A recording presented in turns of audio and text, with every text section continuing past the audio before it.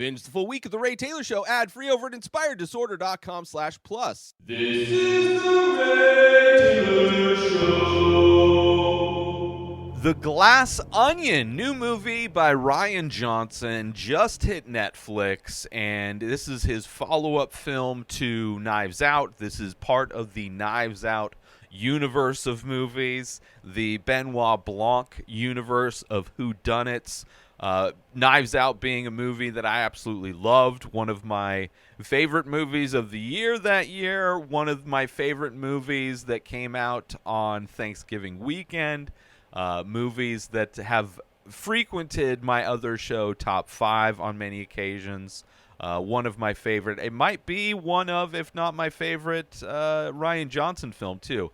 It's definitely shown up a lot of times in my Top 5 lists, and was very excited for this follow-up, Glass Onion, a Knives Out story, which is kind of interesting that they used Knives Out to help promote this movie. I think it helped. I think it definitely helped. Hopefully they're able to get away from that in the follow-up movie, because I hope, for one, there's more of these films. I love Daniel Craig as this character, Benoit Blanc, this guy who's like a detective who knows things, a detective that is surprisingly horrible at dumb games, but is seemingly effortless to solve anything with massive amounts of complexity to it.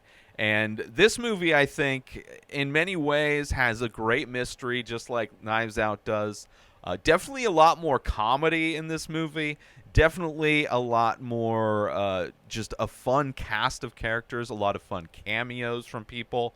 I mean, the cast, in addition to Daniel Craig, we have Edward Norton, Kate Hudson, Dave Bautista, Kathryn Hahn, Janelle Monáe, Leslie Odom Jr., just amazing. And then tons of cameos. Let me see. Hugh Grant has a small part. Ethan Hawke has a small part. Stephen Sondheim, Natasha Lyonne, Serena Williams, Kareem Abdul-Jabbar. It is just a movie packed full of really fun moments, really fun characters, and really fun cameos from a lot of different people. And I had a lot of fun, despite the fact the runtime is 2 hours and 20 minutes. They definitely could have cut out a lot of the cameo parts, but I think, this movie was so much fun.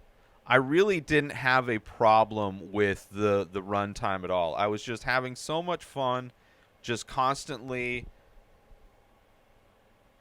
Oh boy, I forgot to hit record on that. Just constantly enjoying, laughing out loud, and just invested in this interesting mystery.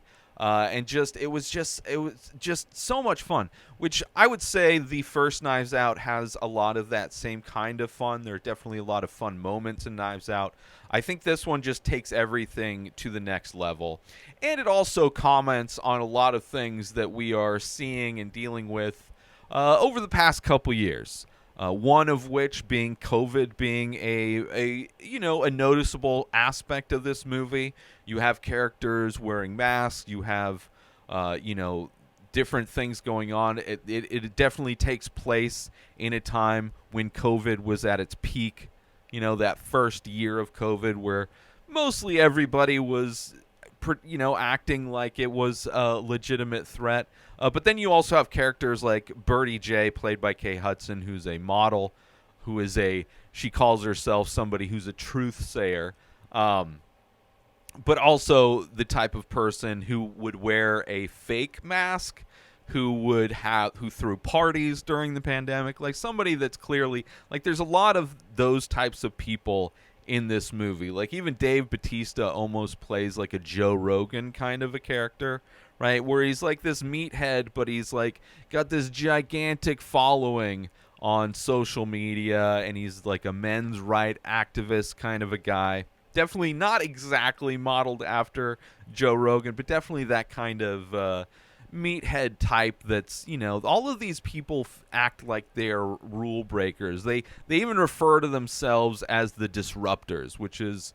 super cheesy. Edward Norton plays Miles Braun, who's this quote unquote brilliant rich guy, very much an Elon Musk type, which is kind of insane that this movie was written and directed way before the veneer and the facade of Elon Musk was ripped away once he took over Twitter, and everybody kind of saw how kind of stupid this guy is.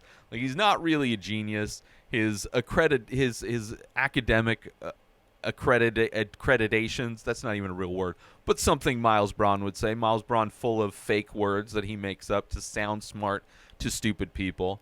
But I think in many ways we saw how Elon Musk, the fake facade of this brilliant genius, being ripped away as he makes horrible decision after horrible decision in running Twitter. And we see that in many ways mirrored in this Miles Braun character, played by Edward Norton, who is a great, like, he plays that character great, right? He's got that, like, that scared, weaselly kind of part to him, but then also has this, like, overconfident, like, you definitely saw moments of, like, him from Fight Club in this movie and different things.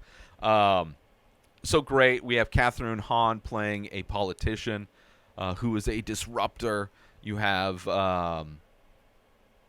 Leslie Odom Jr. playing a scientist who works for Miles Braun. And the location of this movie is great, too. Everybody, basically, this movie starts, all these characters have this surprise gift show up at their door. This magical puzzle box gift that shows up, which ultimately is an invitation. You see them all, group calling each other to try and figure this box out. Of course, Benoit Blanc effortlessly finds it out. But it's ultimately this invitation to go to a murder mystery party at their buddy Miles Braun. These people are all old friends. They became friends before they all became successful. Despite that's why they're all in such different types of things. And they all met, they would all congregate back in those days at a bar called The Glass Onion, to give context to the title of this movie. But also, the location for this murder mystery party is itself a building structured like a glass onion on an island. It is giant mansion compound on an island where Miles Braun lives. Invites all these people over, and he hired people to design the puzzle box. He hired people to write and help him create this murder mystery, this elaborate murder mystery that he's bringing all these people there for. And somehow Benoit Blanc gets invited. He's bored. Everybody's in lockdowns, and he's been depressed because he can't go on any case. He has no interesting cases to keep his mind stimulated. He's on a group chat with Kareem Abdul-Jabbar and Natasha Lyonne and Stephen Sondheim and somebody else. I forget the other actress that was on that group call, but they're playing some game that's it's kind of like a video game, but like Clue. I don't know what the game is. It's a popular game. But I don't know the name of it. And he's horrible at it, right? Because he is only good at overly complex puzzles. Simple puzzles are almost too simple for him, and he overthinks them. And he's just horrible at them. So he's not doing good. Always in the bath. We see that he has a partner, which we later find out through one of the cameos, one of the many fun cameos. His partner is what's his name? Blanking on his name. Come on, I just mentioned his name. Hugh Grant. Hugh Grant plays his partner, which is great. Great cameo, right? But also, so this movie takes place on this island mansion, which is gorgeous. The mansion is packed full of modern art, including a classical piece of art, the Mona Lisa, which he was able to obtain because the Louvre is short on money because of the pandemic. So he was able to get the Mona Lisa for this mansion. But every shot is full of just amazing, mostly modern art. And like like popular pop art, surrealism, glass sculptures. Like every shot is like stuff that I don't necessarily know the artist, but I know that these are like amazing pieces of art. And it just kind of it just decorates this modern mansion in such an interesting way to see, like artwork that you would only see in a museum in a home, and to see it all together in a home is kind of crazy. It just elevates this kind of thing that Miles is trying to like portray, having all this art around him, being in this modern mansion, but then trying to act like he's just a normal everyday guy. Like so many rich people that like act like they're not flaunting their money while flaunting their money. But gorgeous where this whole mystery, this whole movie is set. So everything's self-contained on this island. And of course, you can only go to the island certain parts of the day, so they're kind of trapped there in a way until the tide goes down because of this stupid dock setup, this Banksy dock, which I don't know why it's called a Banksy dock, but it's not. When I look at the sculptures that are on this dock and the design of, like, nothing about it makes me think Banksy, but everybody refers to it as a Banksy dock. But yeah, so gorgeous setting for this movie, hilarious movie, had a lot of fun. The mystery's great. The actors are perfect. I love seeing all these actors. They play the perfect characters in them. Including Janelle Monáe, who plays Andy Brand, who is the former partner of Miles Braun. They developed this app that went viral, and that's how they got all of their money. But in an attempt for her to try and keep Miles from doing something, to bringing this fuel to market that without actually testing it, when it could be a massive danger to the world. But he's only looking at the positives where it would produce clean energy, but he's rushing through testing and trying to push things through to be a disruptor, to break the rules even further. But she tries to put a stop to that, and she ends up getting booted out of the company, screwed out of all of her money. But everybody's like confused why she's even there. So all the setup of it, it's all great. I love all of that. In addition to that, there is a moment when they're trying to solve this puzzle box where this puzzle box starts to play a melody, and one of the many cameos. Who was the cameo that I going to try and do this when I shouldn't be doing this? But Yo-Yo Ma, there's a cameo Yo-Yo Ma. He's at a party with Birdie, whatever her face is. Birdie J, right? He's part of her bubble, but it's like just a mansion full of people partying. But he recognizes the tune, and he's explaining that it's Bach's Little Fugue in G minor, and that it's the song is actually a beautiful musical puzzle based on one tune. And when you layer that tune on top of itself, it starts to change and become a different thing altogether. Turns into a completely different structure, which one is a very interesting thing, that there is a song that is a puzzle song that is part of this puzzle box, but it also is in reference to this movie itself, which I found amazing, because so much of this movie is like setting everything up, where like things are kind of happening, but in similar ways to Knives Out, where you kind of know the events, you know what actually happened in Knives Out to an extent. A lot of the details are uncovered throughout the movie. And similarly, there's kind of that early presentation of what you think everything's about early on. But that is only to set everything up. Because about an hour into this movie is when the rubber really hits the road. Out of like a 2 hour and 20 minute movie, I think, right? Yeah, 2:20. So about an hour in, like, I'm already in this movie, but about an hour in, it's like, oh, here we go. And that's the moment where we see this movie, this beautiful tune being layered on top of itself. And in doing that, we are presented with a completely newly structured movie that is even more interesting than what we thought we were watching in the first hour of this movie. I thought it was brilliant. I mean, Rian Johnson is a great writer, great director. Like, he, one, understands how to write a great movie. All of his movies, I would say, are beautifully written. And also visually beautifully shot as well. Unique styles. He's tried different things. I'm thinking specifically about Brick. Very uniquely written, very uniquely shot in comparison to a lot of his other films. And you get a lot of that uniqueness to this movie, where even though it is still clearly part of that Benoit Blanc series of films, because Benoit Blanc is very much at the center of this.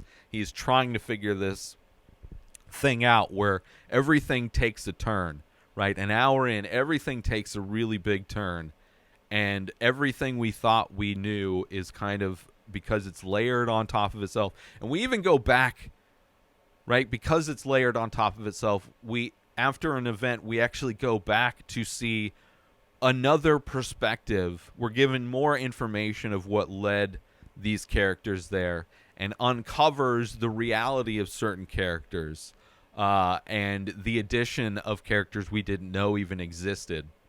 And a lot of scenes shown from different perspectives where you see. So it is very much, in many ways, just like Bach's Little Fugue in G minor, this movie. This movie could have been titled Rian Johnson's Fugue in G minor, because it is a beautiful tune, a beautiful musical puzzle. When you lay it on top of itself, becomes a completely new structure. Absolutely beautiful. And so much fun.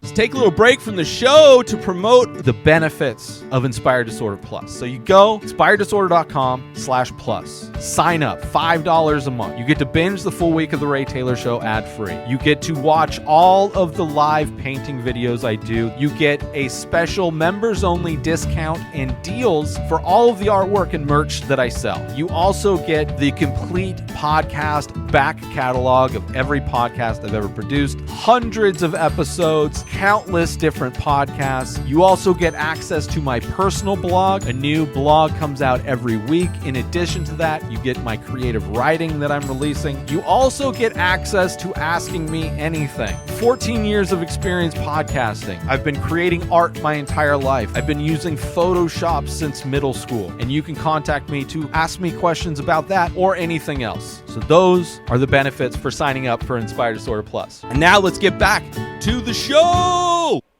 But I do want to talk about things that are a bit spoilery.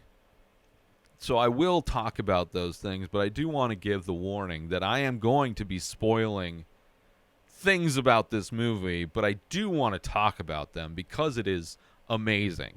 And I would highly recommend watching this movie. It's on Netflix right now. Would have loved to see this in a theater. I heard of other people who had watched this in a theater and that it was just so much fun. People were having so much fun. There were times where I was watching this where I was cheering, clapping, you know. It's just like, I love a movie where it's like it feels like it brings like me in a way where I'm just having so much fun, and there's so many different emotions because the mystery is so interesting, but there's still a ton of comedy. I kind of picked out one of the aspects. I had an assumption of what was going to happen, and it's just because I think watching a Rian Johnson film, a mystery film, like everything that's said means something, is necessary for this story, is talking about the story. Like, the clues are given in this movie, right? That's one of the reasons why I love rewatching Knives Out. Every time I rewatch that movie, I get a little bit more out of it. And I'm going to be rewatching this movie many times because of that same thing, because of these clues that are shown to the audience, but because we are on this ride, we may not be paying attention to all those little details. So when I was watching this, knowing that there was a mystery, I picked up on some things. I picked up on some words that were used multiple times. These things that were being said, and remembered these things that were said. So I was able to put a few things together. But despite that, despite kind of thinking I knew what the end was going to be, the ride to get there, right? It's not the destination. It's the journey, right? And the journey to get to that destination was great. And it ended in a way that I didn't expect, which is also kind of poignant in a lot of ways to what we're seeing in our culture now, in regards to, using art in a way to bring about a message that is bigger than art. Let's put it that way. So I do want to spoil this, so get that out of the way. Spoiler alert for this movie. Where do I want to start? Oh, one of my favorite parts, right? They're all on the island. They're sitting around this table. Miles Braun is like, this is the thing. I got this mystery. It's going to take you guys all weekend to figure this out, right? He doesn't even really know why Benoit Blanc is there. Like, he got a box. He thinks one of his friends, Miles thinks one of his friends reset the box to send it to Benoit Blanc. He wasn't intended to be there. But as this thing's going, he's like, it's going to be... And Benoit's like, oh, what do we win if we guess the thing right? And there was never a real prize involved. But that wasn't the funny part. The funny part, which I almost saw coming, right? Because we are dealing with Benoit Blanc, who is the most brilliant detective, right? In so many ways... is, as a detective in one of these types of movies, so much more interesting and fun than like any Sherlock Holmes movie that I've seen, even Enola Holmes, which I love, those movies as well. I would say Benoit Blanc as that type of a character, like exponentially more entertaining and in really fun stories, well-written, complex, interesting stories. So when he effortlessly figures out and spoils this entire elaborate game that Miles Braun developed, I thought was hilarious, right? Made complete sense, would have been dumb if he was just along the ride with his friends, because, he is so genius. And, the complexity of it was one of the reasons why he was so easily able to figure out. And the reason why everything was difficult for him to figure out is because it was stupid. I absolutely love how real life has been able to catch up and expose itself just as this movie is coming out.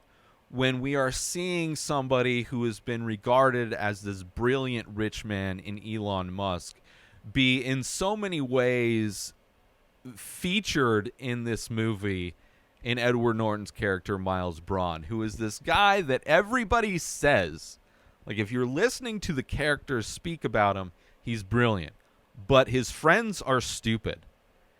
And the way Miles talks using fake words, he sounds like he speaks as though he is smart, but only dumb people would realize that, wouldn't notice that he's just kind of saying gibberish. So I love the fact that Edward Norton is this stupid character, and I love that it is the stupidity at which he crafted his plan that's why Benoit Blanc was the ultimate story, the ultimate mystery of this movie was so difficult for him to solve. When this movie rubber hits the road, right, we see Andy get shot, right? This is after Duke chokes, right, and he dies. That's like, oh shit, here we go. And then the lights go out, which I thought was hilarious as well, right? Where Miles is like going to Benoit like, oh, I screwed up. You need to protect me. You need to protect me. And he's not telling him what he needs him to do, and he gives him a slap. And then all the lights go out, and it's like, oh, it's just like there's so many funny moments in this. And then seeing Andy get shot, and then we go back, and then the story is layered on top of itself, and we see that the woman who got the box that just broke it open with the hammer was Andy's twin sister, right? And of course, like when I'm trying to put this together, and we find out that Benoit Blanc got a box, he wasn't supposed to get a box, so it's like, well, he couldn't have gotten it from Andy because that one was just destroyed. Right, and Benoit didn't mention that his box was destroyed. He mentioned that they were just a bunch of kids' games that he was effortless, which easily he would have been able to figure out. So when we see that was a bit of deception on his part, and we see their plan that Andy had been killed even before that, they just hadn't figured it out yet. The news hadn't gotten a hold of it. And the plan for her to act like her twin sister was great. Even though the kind of the twin sister thing is like, okay, I don't care. It like in any other movie it would be lazy, but the way it was used in this movie is perfect. Because then we see all of these scenes with her from a new perspective, because we know that she's acting. We know that it's not her. Like, even the way her sister spoke was this quote-unquote rich bitch, way of speaking. And we see that the reason why she had this confidence that fit with what we thought the character would be, this, like, kind of angry and outspoken person, that courage she got was by drinking these hard kombuchas. They were, like, 9% alcohol or whatever. Right? Loved all that. Loved, like, when she was a great, like, sidekick. That's one of the things with these movies that, like, Benoit Blanc has these, like, interesting sidekicks with them, right? Like, so much of this, Benoit was helped with her work, and in Knives Out, it's, the girl in some ways, even though she's being deceptive to him, but they're kind of on the same team, especially towards the end of that movie. Definitely handled in different ways, but definitely both interesting ways to give our detective kind of a sidekick. Give Sherlock his what was his side? I forget. I'm blanking on his sidekick right now, but you know what I'm talking about, right?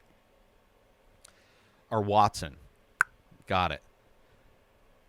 So just so amazing. Also, there's great lines. Like, you have Birdie J, who labels herself as a truth teller, but we hear all of these situations where she's basically just a racist person who is, I'm surprised her character wasn't just complaining about cancel culture all the time, because that would be, right, she's gotten a lot of backlash. Like, she dressed up as,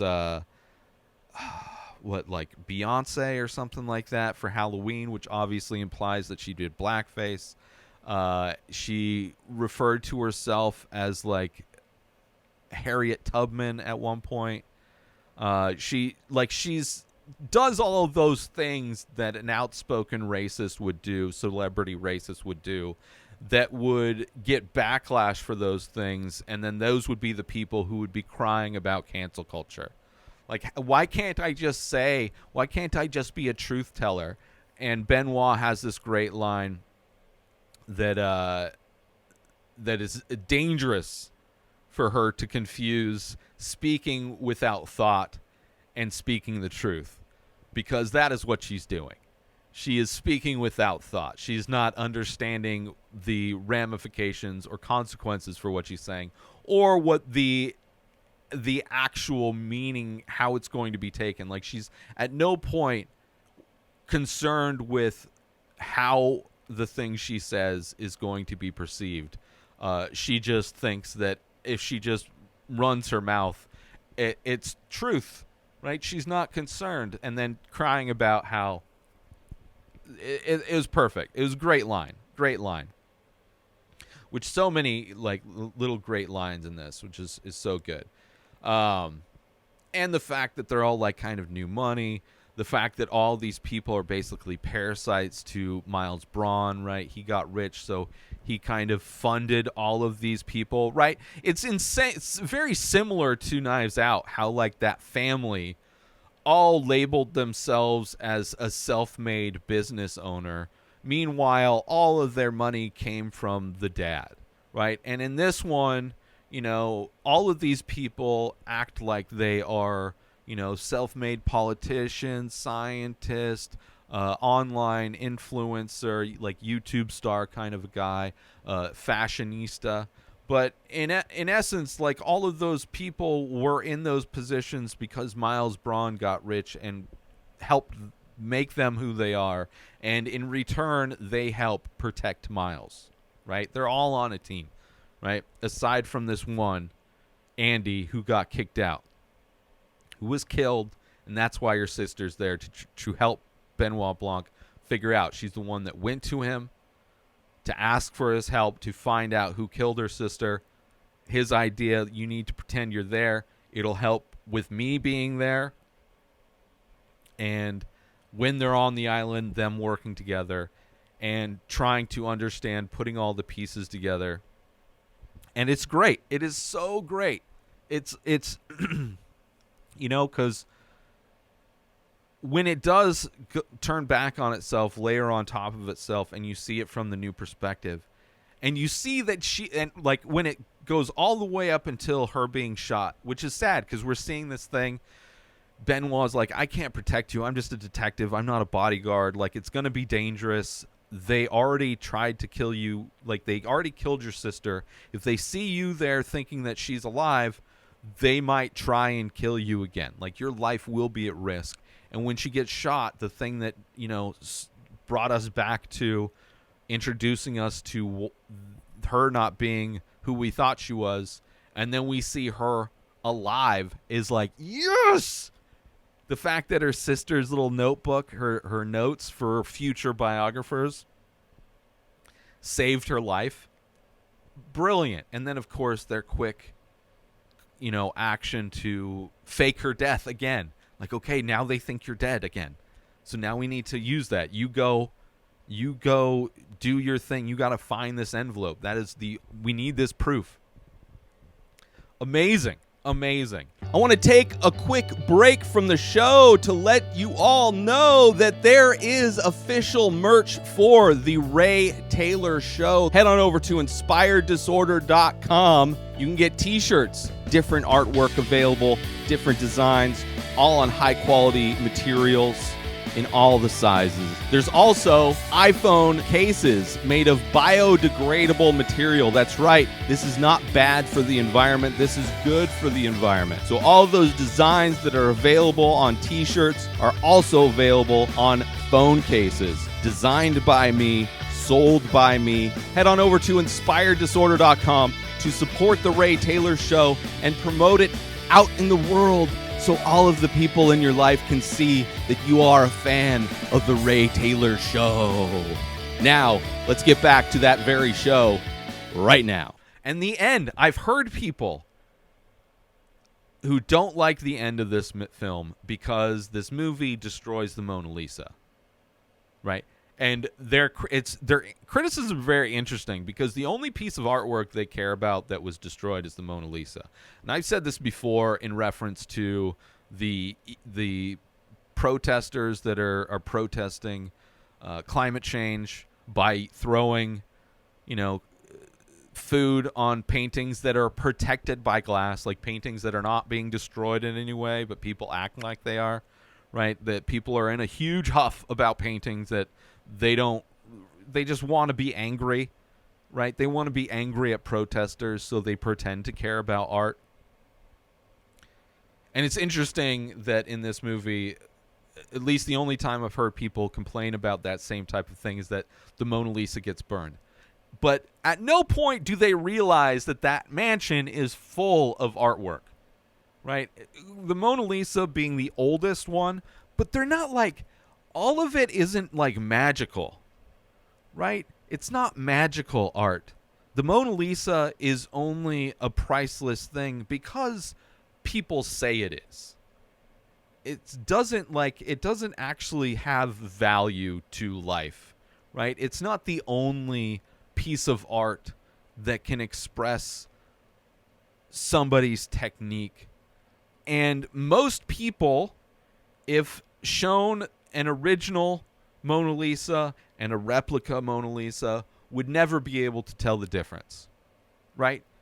And then you can say that for most art, right? Watch F is for Fake, right? Interesting documentary, quote-unquote documentary. But it's like most people don't have any idea, right? I'm an artist. I create art. I try to make that my living, right? I try to make one aspect of what I do in my life painting and to try and sell those paintings. That whole mansion is full of art made by people, arguably more impressive than the Mona Lisa. And it's so interesting that is the only, because that's like the most famous one. And it's like, it's in the same way people put famous like actors on a pedestal, or not even actors, just famous humans like the Kardashians, right? Don't really add much to society in any way, right? But if one of them were to die, people would be devastated, right? People would be devastated. But in essence, there's billions of people on this planet. One person dying isn't going to change anything, right? And how the art is being destroyed is used in this as like this thing where the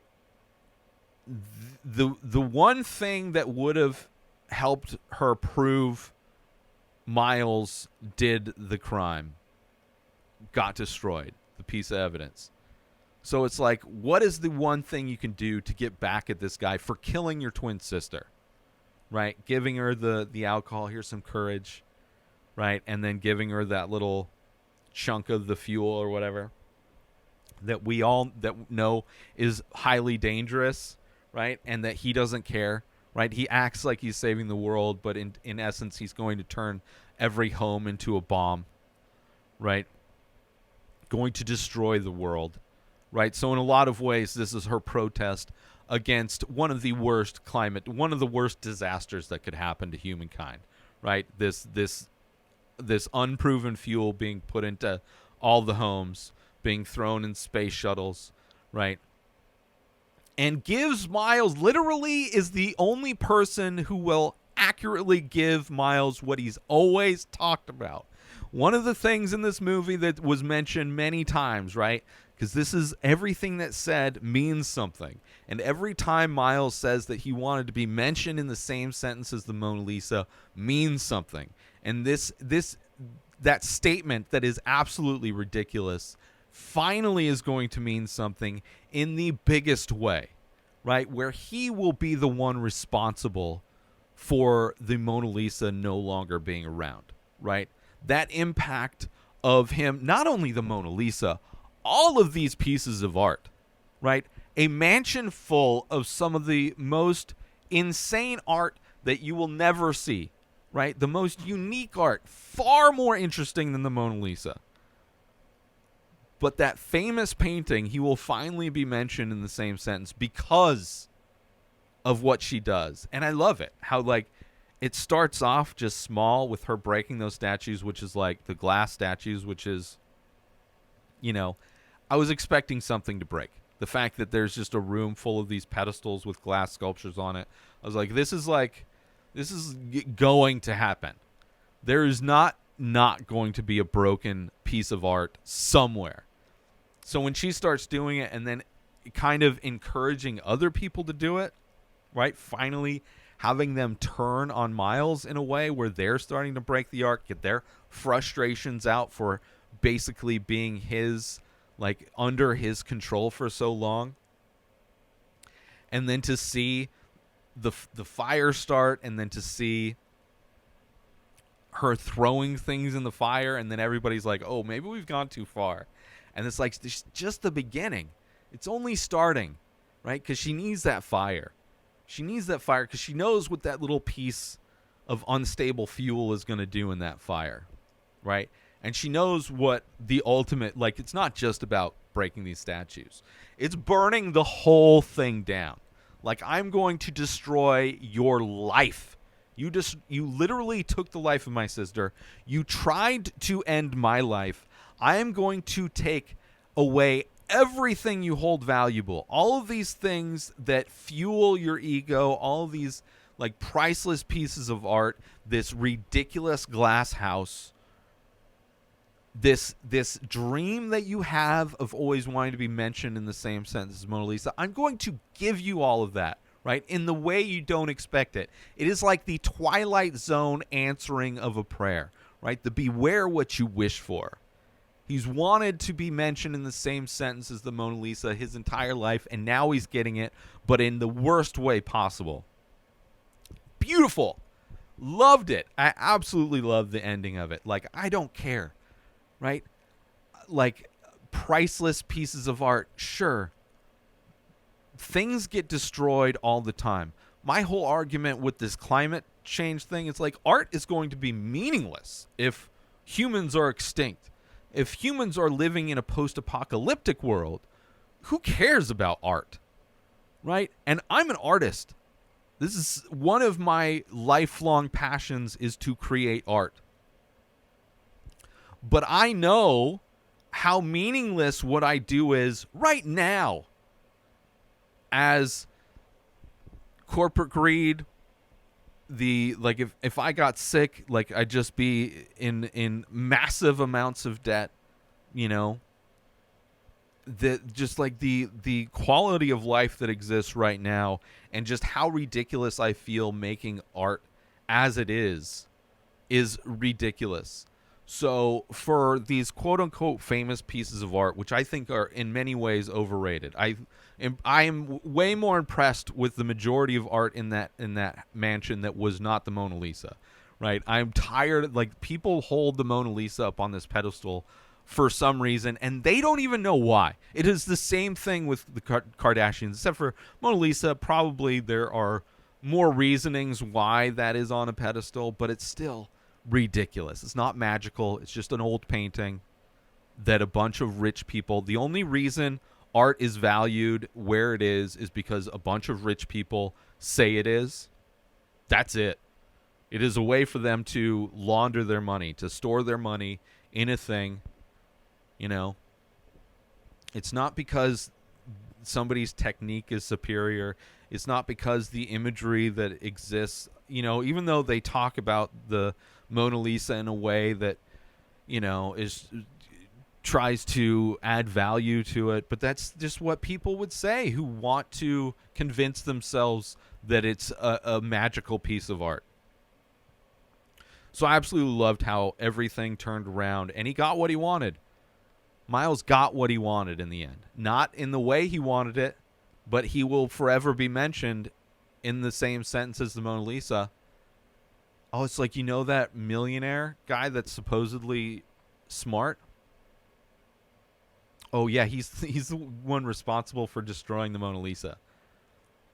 Which also, the uncovering of Miles Braun's stupidity is brilliant as well, right? And that being the reason why it was so difficult for Benoit to figure out this mystery, because it was so stupid. He literally stole Benoit's idea about giving somebody a gun and turning the lights off.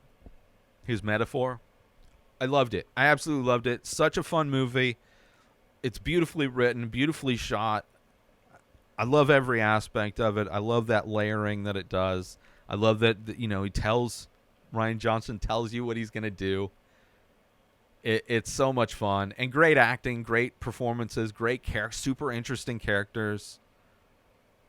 A bunch of people that, like, it's similar to Knives Out. It's like a bunch of people that I don't like, that are just selfish, egotistical, delusional people that think that they've earned what they have. And there's the one good person trying to do a good thing. And they win in the end. They win in the end. And I also like that random guy that just showed up. Daryl? Is it Daryl? I don't know if it's Daryl or not, but it might not be. But like just that random house guest that he has that's just in a rough patch, so he's hanging out on the island. He was a lot of fun too, and how he's there with Benoit's like letting the other woman do the thing. Where's her? Is like Helen, I think. Andy was her sister, and then Helen is it's probably not going to tell me. No, I think it was Helen. Was the twins' name, but letting her do the damage, right? Because he couldn't do anything else. It's like, well, the evidence is gone. I can't do anything, right? I am bound by the rules of the law to do what I can do, but now I can't. So here's what you can do, right? You can burn it all down. You can destroy this guy's life. One, it exposes how dangerous the fuel is, right? Does that. It changes all of the opinions of the people that formerly supported him, right? Because after that, they're all like, oh, yeah, they lied to steal the company away from her. So now they're just effortlessly lying to prove that he killed her sister, that, all of this stuff they knew about, right? So what she did, and he's going to forever be responsible for not only lying about this company, not only responsible about pushing this fuel that's dangerous, but also he's going to be mentioned in not only the destruction of the Mona Lisa, but the destruction in countless pieces of priceless art, which I'm hoping that at some point I will hear the argument by somebody that, whether they're happy or disturbed by it, that is more disturbed with the fact that there are tons of art that's being destroyed and not just the Mona Lisa. Like, that's like, it's a very telling thing when the only piece of art you have a problem with being destroyed is the Mona Lisa, and not the like countless other pieces of art that decorated that entire mansion. But I absolutely love this movie.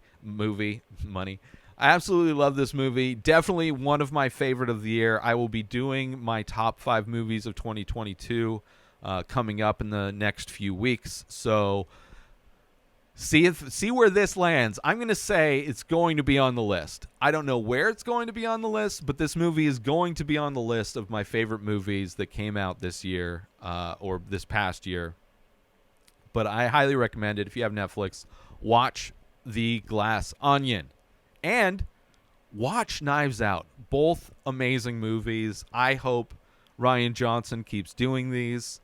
I kind of want him to do other movies too. Hopefully he'll do one and the other or something like that. But even if he just keeps doing these, they're so unique and so different and so fun. Had a lot of fun watching it. Highly recommend. It's so funny too. So check it out. The Glass Onion. New episodes of The Ray Taylor Show come out every single day. Subscribe on YouTube and everywhere our podcasts are found. Binge the full week over at inspireddisorder.com/plus. Buy Ray Taylor Show merch over at inspireddisorder.com. Have a wonderful day, everybody. Peace out! Today is the day where you wake up and you realize that everything that you've been dreaming about, everything that you've been wanting, every goal and wish and hope that you've ever had can become real. Dreams can come true. What you manifest in your mind, you can bring to reality.